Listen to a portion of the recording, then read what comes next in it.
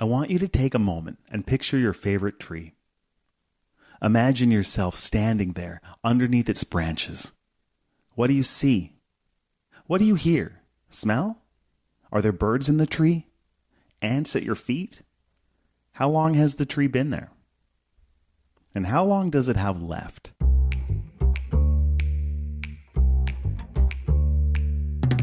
This is the Tyee podcast. I'm your host, Harrison Mooney. Every episode, we dive deeper into the stories shaping the West Coast because Canada needs more BC. This week, a Tyee stalwart. JB MacKinnon is an author and journalist based in Vancouver. He's been contributing to the Tyee for more than 2 decades. And within our web pages, MacKinnon co-authored a series called The 100 Mile Diet, an experiment in eating from local food systems. Maybe you've heard of it. Today, he joins us for a tour of Vancouver's oldest trees. We'll explore why we need them, why we love them, and why we keep cutting them down. Stay with us.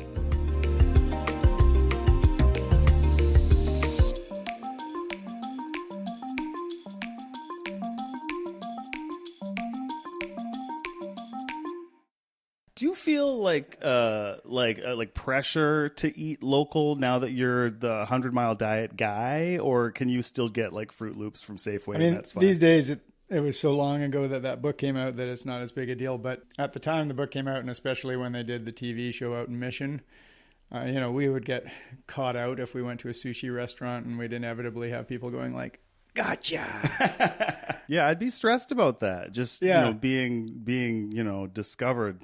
Yeah, eating something that came from somewhere else. Gives me an appreciation for how David Suzuki must feel about everything. Yeah. Right? He can't drive. He should basically be walking around with no clothes on. Yeah, if he ever steps on like a bug, someone's going to be like, "How dare you, David Suzuki?" No, I heard people talking about it. He flies in a float plane and he drives a blah blah blah, and it's just he could never win. You still need to get around. Yeah.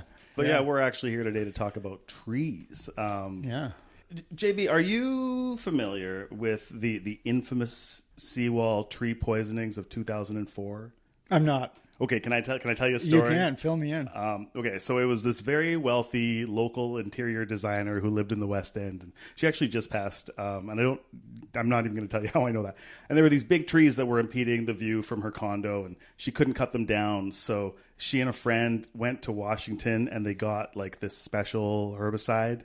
And then they like drilled holes in the trees and then like injected them with the herbicide. And somehow her friend turned on her and told the police that they had done this. Yeah. So, she got like a court summons, and she goes to court to like pay her fine or answer for her crimes.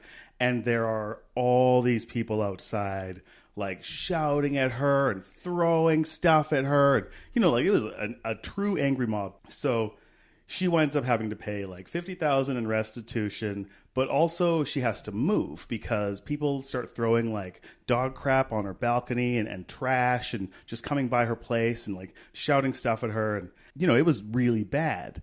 And I think that like I heard that story and implicitly understood that Vancouverites have a very special relationship to trees.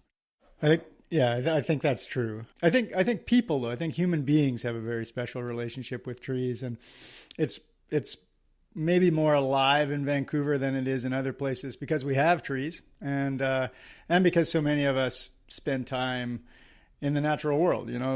This is a city that's deeply connected to its mountains and its forests and its ocean, and people come back from those adventures connected in a way that they can't be in some other cities. So yeah, people here are they're in touch with their trees. I mean, one of the things I noticed reporting this story was I just started asking people, "Hey, you got a favorite tree?" I don't think I talked to anybody who didn't have a favorite tree, or at least a few trees that they, knew of and thought about and cared about. And do you have a favorite tree? I do have a favorite tree. Would you like to hear about it? I would like to hear about it. And I, since you're a very successful writer, I want you to really just take me there. Take you there? With your words. All right. Well, this tree is in an alley. That's kind of the key aspect of it. And it's I can give you the exact coordinates, it's right off of Laurel Street in an alley between 8th and 7th. And I actually first saw this tree from Granville Island. I was sitting down on Granville Island looking up at Fairview Slopes, and I saw a tree that wasn't in line with all the other trees. It just seemed to be in the middle of the buildings. Right. Just a special tree. A special tree. Calling to you. So I went looking for it, and here it was in this alley. And you know how in Fairview Slopes, the developments are all kind of stepped down the slope. So on the one side of it, it has sort of 2 stories of one building and 4 stories of the building above it. And it rises above both of those. And it's a Douglas fir, and it's, I think probably because of where it is, it's almost like it's living on the edge of a cliff. So it has that kind of look that Douglas firs get when they grow on a seashore crag, where the limbs are kind of spare. It looks like a giant bonsai. Okay. And it's right in the middle of the alley. Asphalt comes right up to it, and there's always, for some reason, like an orange traffic cone just to alert people to the fact that there's a huge Douglas fir. Watch out. Right in the middle of the alley. I bet that cone's doing some real heavy lifting. Yeah, I mean, I'm sure the thing's been dinged a dozen times, many times. And I've always wondered about it. Like, I just wonder how did this happen? How did you end up with this big Douglas fir in the middle of an alley that's never been cut down? Despite the fact that all this development occurred around it. So it's my favorite tree. It's a survivor. Yeah. You did a lot of research for Grandpapa, the tree in your most recent story, and we'll get to that, but I'm wondering if you used your research skills at all to find out about your special Douglas fir. I haven't. I put it on my tree tour. There's a tree tour that's, was published by the Tyee of some of not only my favorite trees, but trees that were pointed out to me by other people. And I put it on the tree tour, and I put a call out on my write-up for that tree. I'm hoping somebody knows the story of it. I've always thought it even if I just fictionalize it, it would be a great children's book. How this tree came to be standing with asphalt right up to the trunk, surviving through all of the development that must have occurred around it. I'm kind of imagining the tree just saying no when, the people came to cut it down. That's right. And you're like, well, I can't because the tree said I can't. Yeah, when the people came, and then the people came again, and then the people came again. Yeah, because, I mean, it's obviously been there a long time. JB, what matters to you the most about any tree? And obviously I understand that I'm sounding like I'm trying to set you up with a tree here, but what do you look for in a tree?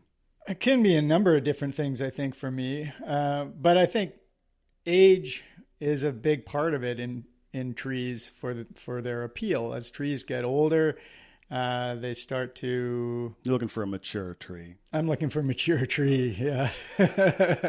An age-appropriate tree for me. That's good. Old trees are they just have that beautiful wabi-sabi quality. They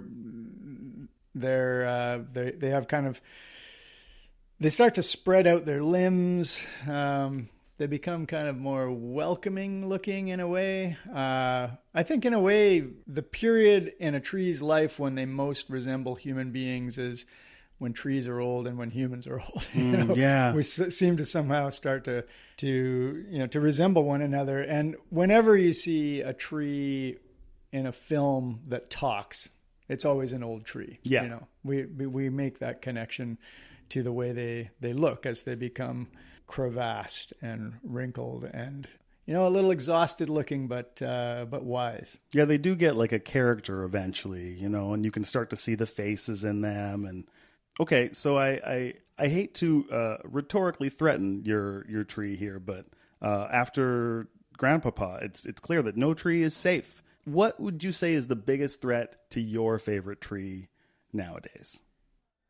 My favorite tree, I think there's probably two main threats. One would be climate change, which is a big threat to some of Vancouver's biggest, oldest trees. A lot of trees like western red cedars and Douglas firs have established, especially cedars, I think, have established themselves in pretty thin soils, kind of, not great real estate for trees. they've been able to survive in those kinds of places because Vancouver just gets so much rain. But that rain pattern has changed. They're getting a lot less rain than they used to. And so a lot of trees, and people will have noticed that cedars are dying around the city.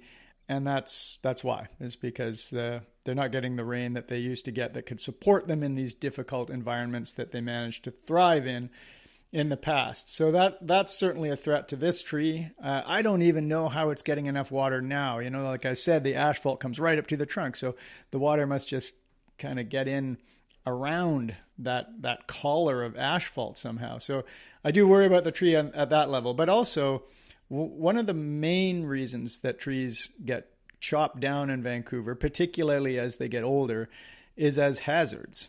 So this desire to protect people and their property and their cars from a tree that falls down or a limb that breaks off a tree.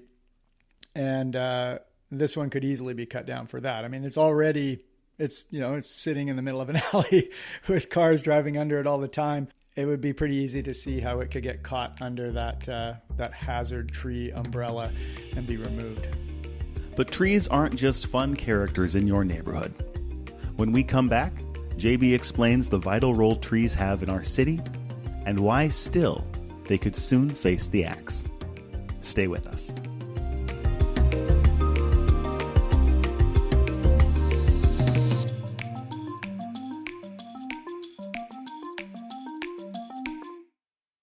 I do think people need to understand that Vancouverites, like, our trees matter a lot. And other people will come here and they'll see, we have a lot of trees. But the discourse here is that, does Vancouver have enough trees? We have them all, but it seems pretty clear that we should have more. So that's my question to you. Does Vancouver have enough trees?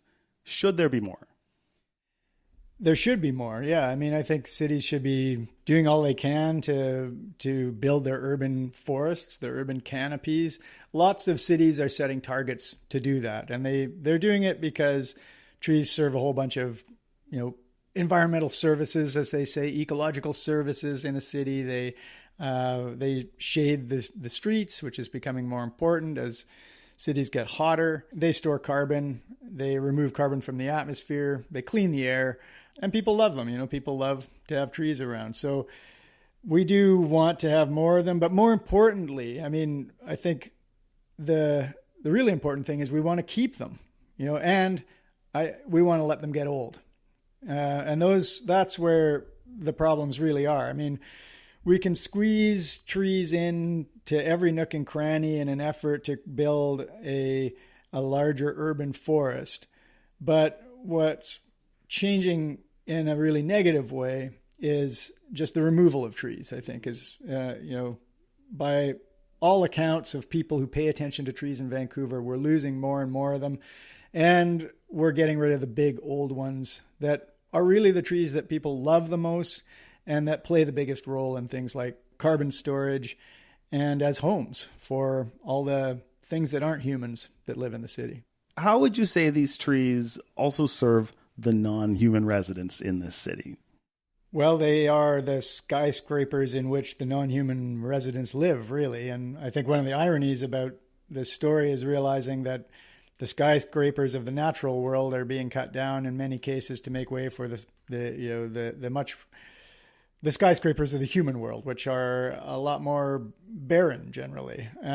So skyscrapers of the human world are built for one species and one species alone, but a big old tree could have hundreds of species living on it. And in many cases, it's the biggest, oldest trees that have not only the largest number of species associated with them, but also the greatest diversity of species. So not only the largest number of things, but the greatest diversity of things that depend on them. And they're like the biggest, oldest trees are like little islands of respite for non-human life. Raccoons live up in them. If there's big cavities in them, then an owl might be living in there. Bats are in the bark. Tree frogs are in the bark. You've got these beautiful licorice fern gardens that you see sprouting out of the trees in Vancouver in the spring. And then just countless bugs and spiders and moths. And they're just so critically important to so many species that, in my mind, we talk about rewilding cities. If you let a tree get old, you're rewilding your city. And if you remove a big old tree, you are making it less wild. It's as simple as that. Yeah, it was fun researching for this conversation, as I do for all human-to-human conversations. I do deep research. And just learning, how beneficial trees are for your health, right? I mean, there's this growing body of research showing time among trees improves, blood pressure, and it helps with depression and anxiety. And there was one study that has linked children who live near green spaces with improved school performance and reduced symptoms of ADHD, which, I have that, so that one matters to me. But I don't think you need to have ADHD to notice that just being in nature and, being around these old trees makes you feel better. Do you? Yeah, I mean, I think you do. And my favorite take on this is this old biologist E.O. Wilson, who said, to understand what humans desire, it's helpful to start with the rich. And because the rich have the ability to shape their world and shape the places they live in a way that those of us with fewer resources cannot. And, anyone who's flown into Vancouver has seen this. As you approach Vancouver, as you look down, you can pick out the wealthier and less wealthy neighborhoods by the number of trees and the size of the trees. We recognize instinctively, I think, intuitively, that having trees around us is beneficial for our psychology, for the air we breathe, beneficial for the shade they cast, beneficial in a dozen different ways. It's clear that it's also a matter of survival, right? I mean, after the 2021 heat dome, we got those reports that some of these deaths, these over 600 deaths, could have been prevented with more tree cover. And a disproportionate number of deaths occurred in hotter neighborhoods that lacked greenness, right? I mean, trees provide shade, but they also cool the environment. Due to my new favorite word, evapotranspiration. Do you know this word? Evapotranspiration, yeah.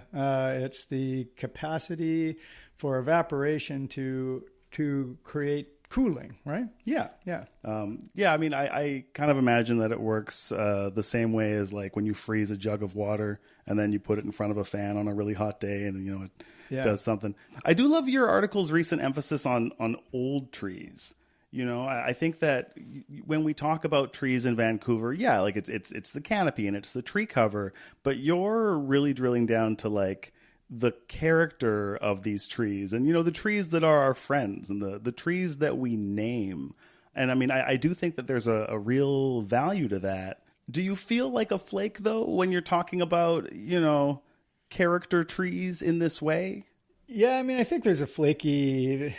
It wouldn't be hard to be pigeonholed as a flake, but at the same time, I think anybody who sat down and talked it through for a little while would recognize that there's all kinds of different ways that trees can be really important to individual people and to whole communities. And most people, as I said, like most people, when I talk to them, they do have favorite trees. It might be in their yard, it might be on their block, but there's trees that they know in their world that they would not like to see removed. And certainly we see that every time one of those trees gets selected for removal or is suddenly removed without notice.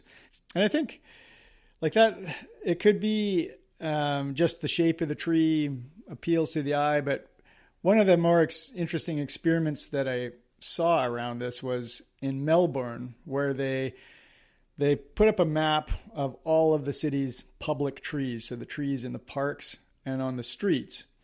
And Vancouver has a map just like this. But what Melbourne did was put up an email address for each tree, right, that you could write in. And the idea was you'd write in and say, this damn tree is dropping limbs all over my lawn. Can you come and clean it up? But what happened was people started writing letters to the trees. Right, just like letters to Santa Claus. Just like letters to Santa Claus, yeah. Writing to the trees. And they were talking about the trees as presences that were comforting. Some of them talked to trees. Some of them found solace in trees in their hardest times. People people connect to trees. They're great listeners. They are great listeners. They're also wonderful babysitters. I have kids that are 6 and 7, and you'll go to a park and they'll find a tree that they can climb.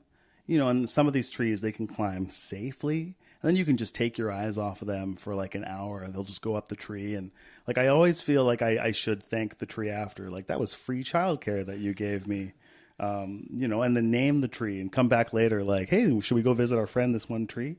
But, trees do have that kind of personality. I used to live in the West End, like right on the edge of Stanley Park. And like I was on like the 10th floor, and I had this balcony that overlooked the water, and it was amazing. And so this one day I'm sitting on this balcony and I hear this like great groaning, like a monster is waking up under the ground. And then I hear like the cracking of branches and the rumbling of pavement, and then this huge crash. And one of the massive catalpa trees on Nelson Street had just come down, right? Smashed through a window of an apartment across the street, tore up the sidewalk, crushed a car, total disaster. So I ran down with my camera to take some pictures and, just kind of like be there. And I wound up meeting all of my neighbors. And it was funny because, this tree did a lot of property damage, but it was remarkable how little we cared about that. Like we'd all just lost a friend, this tree that was there. And I hadn't really thought much about that. Like the way that people talked about this tree and the stories, they'd be like, oh, like one time I drank too much at the Bayside and I fell asleep under this tree, or, That's right. like just stories like that. And everybody had one. Yeah. Like I watched an owl make a nest in this tree. So yeah, I hadn't really thought about that too much until I read your recent Tyee essay, They Cut Down Grandpapa. And it was that same kind of vibe, like just, no, this tree was a community member, and you kind of given us like a eulogy for one incredible old tree. So can you tell me a little bit about that? Like, why did that one go? What happened with Grandpapa? The Grandpapa I think when it comes right down to it, the reason the Grandpapa was removed was because the entity that removed it, which was the park board, wasn't aware that it was so highly valued by a community of people. And I wasn't either. I mean, I liked the tree, and I knew that it was a popular tree. I went up and hung out under the Grandpapa, which was a cherry tree, and, really resplendent in the spring, just a magical tree covered with the palest pink blossoms. And it was the tree that launched the Vancouver Cherry Blossom Festival, it turned out. I didn't know any of this. I just started looking into, hey, why did they cut down this tree that I liked a lot? Maybe there's something in that we can learn about trees in Vancouver and our relationship with them. But yeah, it turns out that it was the tree that launched the Vancouver Cherry Blossom Festival. And then as I dug deeper and deeper, learned that it was also a gift to the city from the Japanese community just ahead of the period in BC's history where the Japanese community was removed from the coast and sent to the interior. So it had all of this, all of this story behind it, all of this community connection behind it, all of these people who loved it very, very much. And somehow, that was missed by the park board to such an extent that they cut it down without notice. Yeah. And the reason they cut it down is straightforward enough. It was old, it was getting sick, and they were worried that it was a hazard, right, to life and limb. And again, that's right now one of the biggest threats. And as you said earlier about your catalpa, there's this question in my mind coming out of this story around, are people up for having conversations about how much risk they're prepared to take around particular trees in their neighborhoods? Maybe we would find that people would say, okay, well, let's take some precautions and put up some barrier fencing or something and let this thing live out its whole life and let its limbs fall off and let it tip halfway over. And we just want the tree to live, all the way through and maybe even beyond death, because trees often stand in decay for a longer period of time than they were ever alive.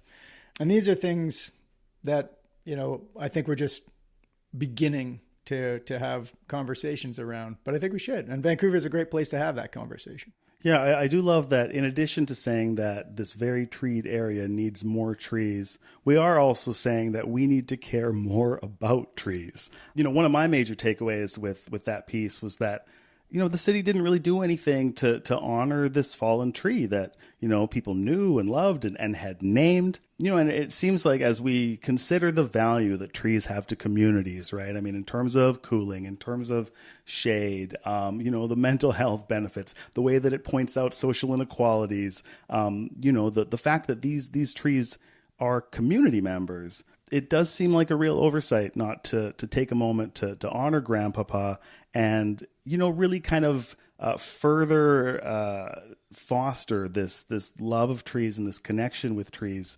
I love that idea of like having an email address so that you can send messages to these trees. Because, we do have an app that has already mapped all of these trees, right? The Vancouver Trees app is awesome. But it has always struck me that it could be way more interactive. Yeah, I agree. Yeah, do you use that app? I do. I love the app. I've used it to find. I've used it to forage in the city. Even I've drawn food from that app.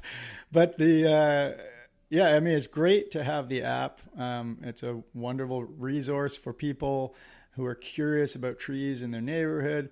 But as you say, it could be so much more interactive. Like it could be the point through which people express to the park board and the city of Vancouver which trees are important to them, which trees are important to their neighborhoods and communities.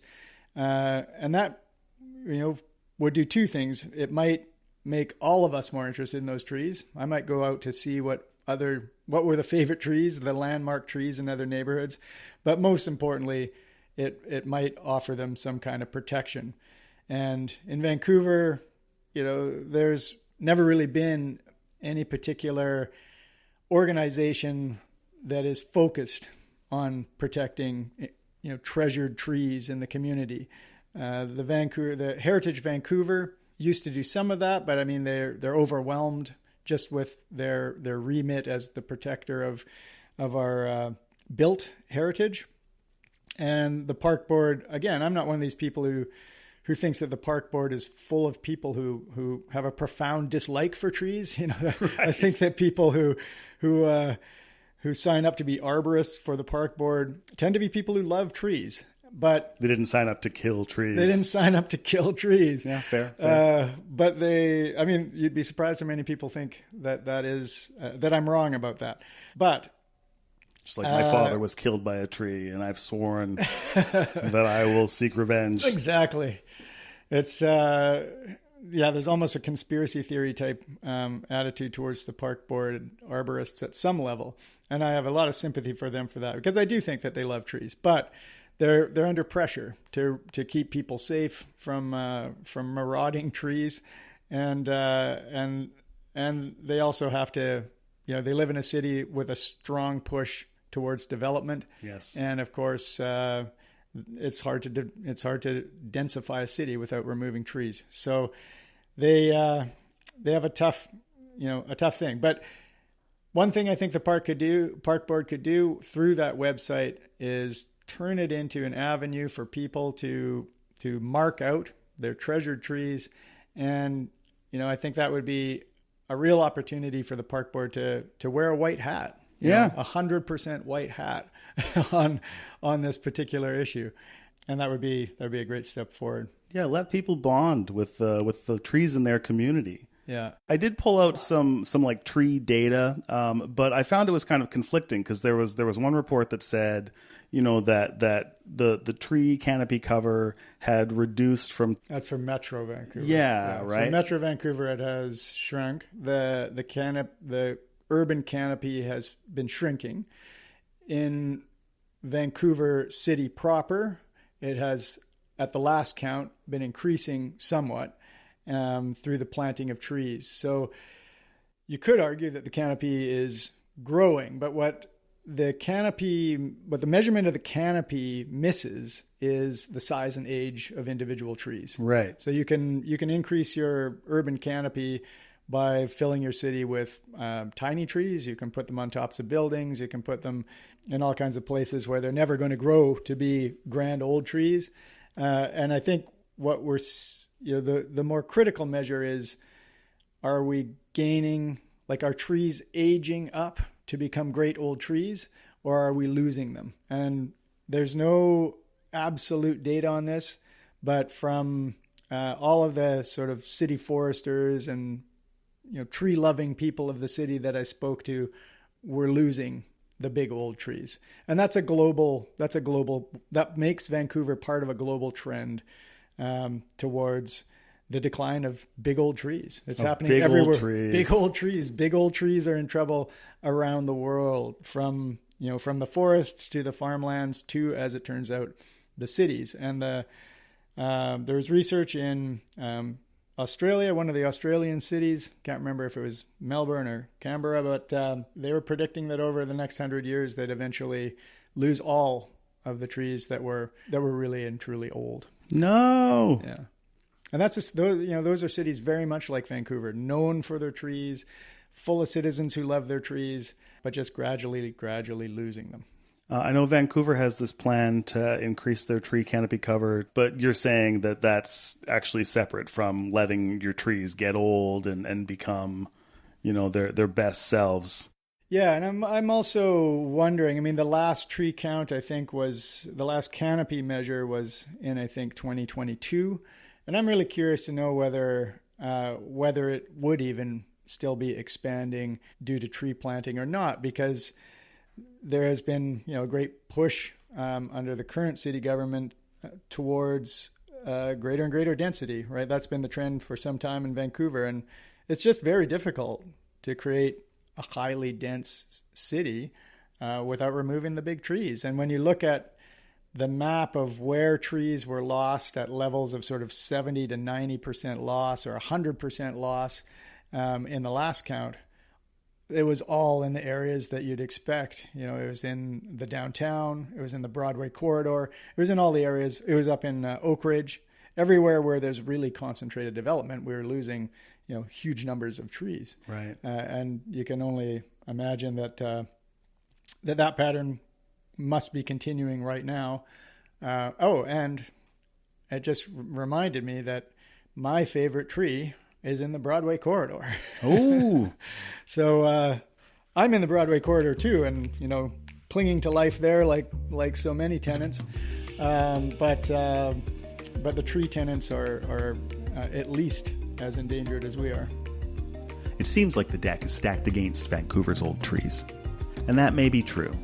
But JB says there are still people who care deeply about the trees in their neighborhoods that can make a difference. That's after the break.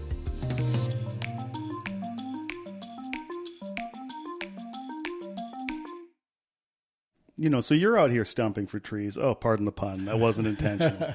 Is there anyone else doing the work of protecting trees in Vancouver? And if not, what can we and listeners do to protect the trees that we care about? I mean, I'm not aware of any specific organization that is tracking treasured trees in Vancouver and taking steps to try to protect them. But there are certainly people in the community who have been raising their voices about there being too many removals of trees. And certainly any time that a really beloved tree is about to be cut down, you do see people rallying to save particular trees. But I think what people could do is really just start by asking themselves what their favorite trees are and starting to communicate that to the park board, and maybe asking the park board to make it possible through the Public Trees website, the Public Trees app, make it possible to let it be known, which trees people appreciate most in the city. The park board is aware of some, as one of the park board folks said to me, they're not just going to go cut down the oak tree in front of City Hall. They understand that that's a tree that would be controversial to remove, but they didn't know about the grandpapa tree. And there must be, dozens, if not hundreds more trees like that are deeply important to at least some people in Vancouver. And I think it'd be great for people to know about it and to start to appreciate those trees. You never asked me about my favorite tree in Vancouver. I would love to know what your favorite tree is in Vancouver. All right, so it's a group of trees. When I'm biking to work, I take the Lakewood bike path, and as you're coming down Lakewood heading towards Trout Lake, there are maybe 4 cherry blossom trees on either side of the street, just coming down that hill. And they get so big and so beautiful in the spring. And for about a week every year, you just have to watch out for people standing in the middle of the road, taking their pictures. You know, and it's cute. And obviously it's also a little obnoxious because I don't want to hit people with my bike. But it's just so special, you know, to have this little corridor right near my house that just explodes with beauty every year, enough that people wander into the road to capture it. So that's my favorite. And before we go, are there any other trees in Vancouver you want to give a special shout out to? You know, one that is really sticking with me is a red oak down in, I think it's called Alexandra Park. And actually, you can get kind of a 1-2 punch here too, because there's a giant red oak that looks very Middle Earth at the corner of Alexandra Park. And just across the street from it is a grove of, I believe, elms, which is where the famous Joe Fortes had his cabin, I guess, right. his home, his cottage, I think. And so you've got, you know, some trees with great history, and then you've got this classic, beautiful red oak. The reason I want to mention the red oak is because of something that's really stuck with me from what I read in my research for this piece, which is that big old oaks, as they age, their limbs start to droop towards the ground. Interesting. Okay. And at some point, the limbs will actually touch the ground in some cases. And then as the trunk of the tree starts to rot away with age, the limbs keep it propped up. Cool. And sometimes for a couple more centuries, the tree will stay standing, propped up by the limbs that it has lowered to the ground in its old age. And it just says so much to me about, you know, the resilience of old trees and all of the kind of mystery and magic that we're missing out on because we're cutting these things down because we're worried about our cars. Save old trees. J.B. MacKinnon is an author and journalist based in Vancouver. His latest book is about consumerism. It's called The Day the World Stops Shopping. You can read his list of special Vancouver trees on our website at thetyee.ca. The Tyee is a non-profit reader and listener-funded journalism organization, all of which is made possible thanks to the support of our Tyee builders. That could be you, listener. Head over to support.thetyee.ca to sign up so we can keep publishing journalism in the public interest. That's support.thetyee.ca. Today's episode was hosted by me, Harrison Mooney. It was produced by Isaac Punnay and engineered by Jacob Boone. Our music is by Brian Binema. Join us again in 2 weeks.